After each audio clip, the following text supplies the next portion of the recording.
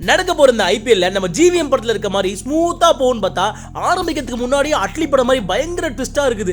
ஏற்கனவே பார்த்தீங்கன்னா நம்ம ஆர்சிபி டீம்ல வந்து கோலி கேப்டன்ஷிப் பதவி விட்டு விலகி ஃபேஃப் டு பிளஸிஸ் புது கேப்டனா அறிவிச்சாங்க பார்த்தீங்களா. அதை எடுத்து இப்போ மிகப்பெரிய சம்பவம் நடந்திருக்கு. என்னன்னு பார்த்தீங்கன்னா நம்ம சிஎஸ்கே டீம்ல தல தோனி வந்து கேப்டன்ஷிப் பதவியிலிருந்து விலகி நம்ம ஜட்டுவை வந்து கேப்டன்ஷிப்பா அறிவிச்சிருக்காங்க. இது வந்து எந்த அளவுக்கு கரெக்டா இருக்கும், எந்த அளவுக்கு வந்து வர்த்தக ரீதியாக கரெக்டா இருக்கும் அப்படின்ட்டு பயங்கர வாக்குவாதங்கள் போயிட்டு இருக்கு. எதனால அப்படின்னா ஐபிஎல்ல எத்தனை அணி வந்தாலுமே தமிழ்நாட்டில் மட்டும் இல்ல உலக லெவல்ல வந்து சிஎஸ்கேக்கு தனி ஃபேன் பேஸும் தனி பிராண்டிங்கும் ஒன்று இருக்கு.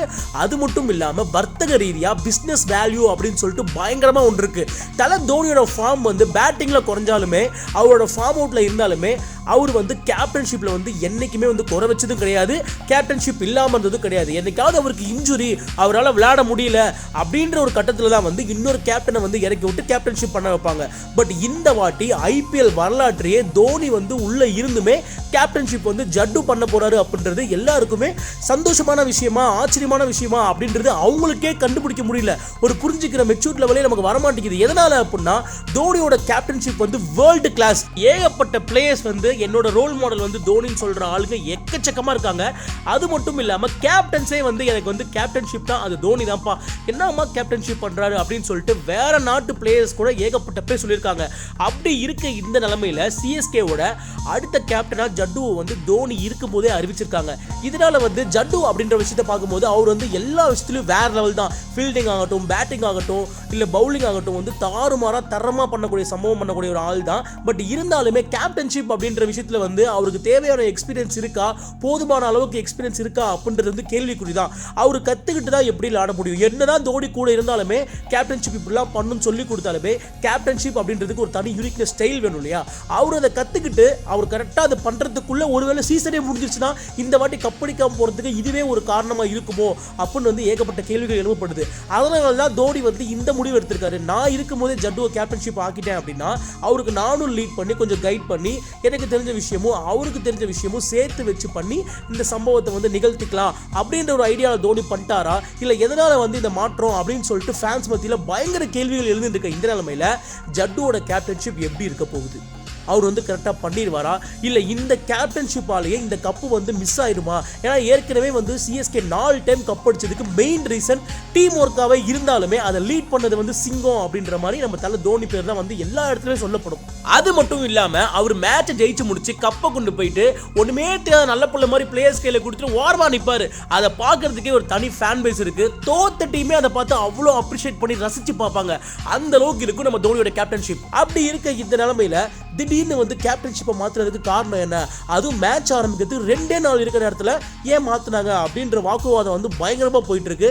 இருந்தாலும் நம்ம ஜட்டு வந்து நல்ல கேப்டன்ஷிப் பண்ணணும், நல்லா பண்ணி இந்த வாட்டி மேட்சை லீட் பண்ணி கப்பை ஜெயிக்கணும் அப்படின்ற விஷயத்த எல்லா ஃபேன்ஸும் ஆசைப்படுறாங்க. இருந்தாலுமே எல்லாருக்குமே ஜட்டுவோட ஃபேன்ஸாகவே இருந்தாலும் தோனி கேப்டன்ஷிப்லேருந்து விலகிறாரு அப்படின்னு கேட்கும்போது ஒரு பயங்கர ஹார்ட் பிரேக்கிங் நியூஸாக தான் இருக்குது. இந்த வாட்டி என்ன நடக்குதுன்னு பார்ப்போம். இதை பற்றி உங்கள் கருத்து என்ன அப்படின்றத கண்டிப்பாக மறக்காம கவிக்கிங்கான எங்களோட கமெண்ட் செக்ஷனில் நீங்கள் தெரிவிக்கலாம். இந்த வீடியோ பிடிச்சிருந்தா லைக், கமெண்ட், ஷேர் பண்ணி மறக்காம சப்ஸ்கிரைப் பண்ணி பெல் பட்டனை தட்டி வச்சுக்கோங்க. அதே மாதிரி வேற மாதிரி ஒரு வீடியோவோட வந்து உங்களை சந்திக்கும் வரை உங்களிடமிருந்து விடைபெறுவது நான் உங்கள் கவிக்கிங்.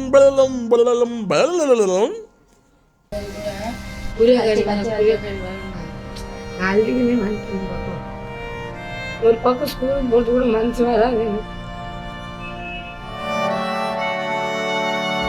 ஐயோ அம்மாங்க தான் அப்படி ஆயிட்டாங்க. நம்மளும் படிக்கணும் ஒரு ஆசையோடு இருந்தேன். எனக்கு சின்ன வயசு தான் தமிழ் மீடியம் படிக்க வைக்கிறது எங்கள் பாட்டி தான். எனக்கு வந்து ஒரு பக்கமும் அவங்க தான் ஒரு துணையாக நிற்பாங்க. எதுவும் இல்லை படி, ஒரு படிப்பு துணையாக நிற்கும், நீ படின்னுவாங்க.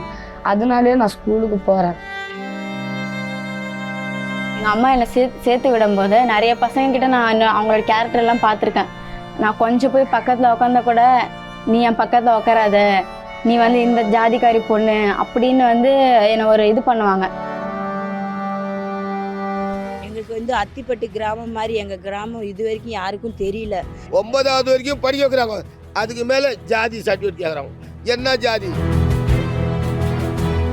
என் தம்பி 2 பேர் பிகாம் படிச்சிருக்காங்க. இங்கே நிறைய பசங்க படிச்சிருக்காங்க, வேலை இல்லை. சில டைமில் சேல்ஸு கூட கூட்டு போயிருக்கோம். ஏன்னா அவளை சேல்ஸ் பண்ண விட மாட்டேன். இப்போ நான் தூக்குற வெயிட்டு நீ தூக்கிட்டு நீ அந்த கொஞ்சம் தூரம் நடு, உனக்கு எப்படி தெரியும் அந்த ஃபீலிங் எப்படி இருக்குதுன்னு சொல்லுவேன். நான் தூக்கணும், அம்மா தூக்கிக்கோம்மா, என்னம்மா வெயிட்டாக இருக்குது.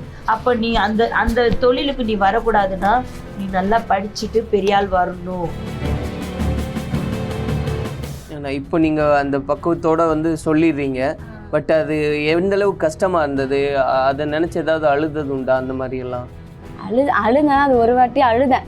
அது அழும்போது என் மனசு ஒன்று பேசிச்சு என்கிட்ட, திவ்யா இப்படி நீ அழுதனா ஒன்றும் உன்னால் முடியாது, இதெல்லாம் நீ வந்து ஃபேஸ் பண்ணு, இது ஃபேஸ் பண்ணால் தான் உனக்கு பின்னாடி ஒரு நல்ல வாழ்க்கை. My friends and all talking to me, they will sharing my lunch, they will sharing my note, always talking with me, playing with me. I felt so scared. இவ ஹேண்ட் ரைட்டிங் பார்க்கும்போது, இவங்க இங்கிலீஷில் பேசும்போது, இதெல்லாம் பார்க்கும்போது ஐயோ இவ்வளோ இன்னும் போக போக நல்லா படிப்பாங்களே, இன்னும் போக போக நல்லா வரைவாங்களே, அதெல்லாம் பார்க்கும்போது நம்மளுக்கு அதை பெருமைப்பட்டிக்கிறோம்.